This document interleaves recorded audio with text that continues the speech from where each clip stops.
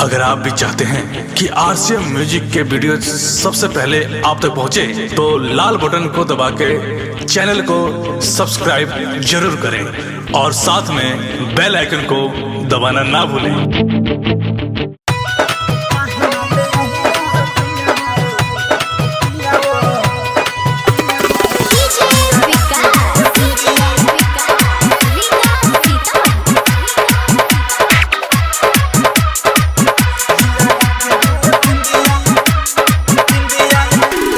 झुमका ले आइला पिया हो झुलनी रे ले आइला, झुमका ले आइला पिया हो झुलनी रे ले आइला, काहे ना ले आइला पिया हो, काहे ना ले आइला पिया हो, लीला डाके रे बिंदिया, काहे ना ले आइला पिया हो, लीला डाके रे बिंदिया।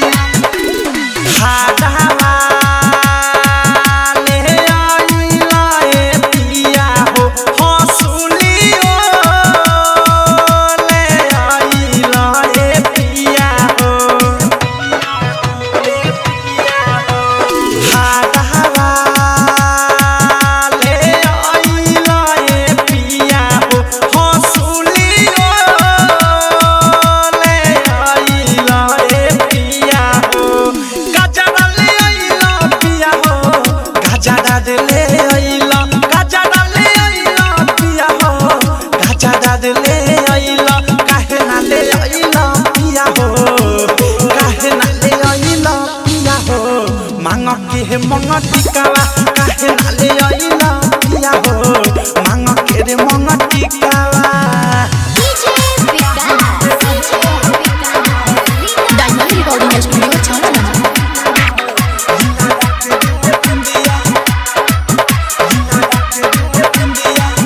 कौन बोलियो ले आइला ए पिया हो, उठला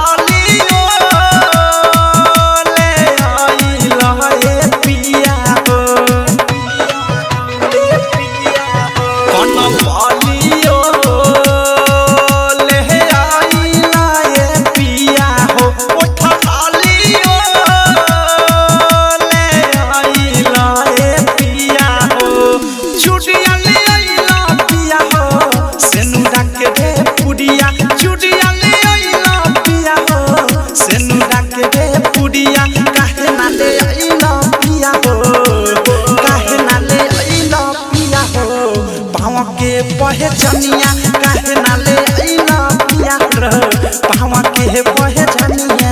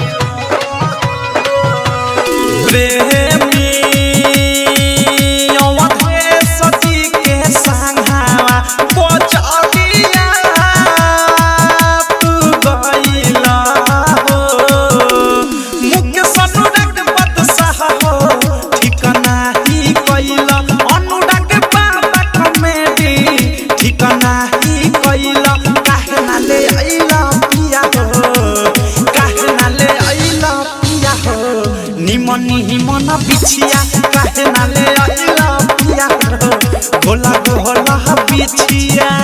डायमंड रिकॉर्डिंग स्टूडियो छाना दाना। डाउनलोड कीजिए RCM music official app play store से आरसीएम म्यूजिक के सारे ऑडियो वीडियो डाउनलोड करने के लिए।